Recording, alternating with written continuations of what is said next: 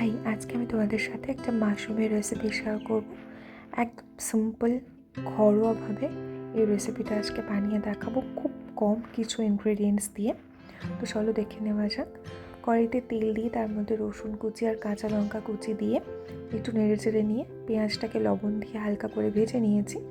এরপর ফ্যাটানো টক দইয়ের মধ্যে লঙ্কা গুঁড়ো, ধনে গুঁড়ো, জিরে গুঁড়ো, হলুদ গুঁড়ো এবং কাশ্মীরি রেড চিলি পাউডার দিয়ে ভালো করে ফেটিয়ে মশলাটার মধ্যে দিয়ে খুব ভালো করে এটাকে কষিয়ে নেব পরিমাণ মতো জল দিয়ে।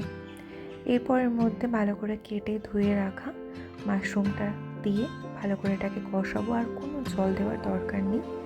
কষিয়ে নেওয়া হয়ে গেলে একটুখানি বাটার আর ধনেপাতা কুচি দিয়ে এটাকে আমি নামিয়ে নেব।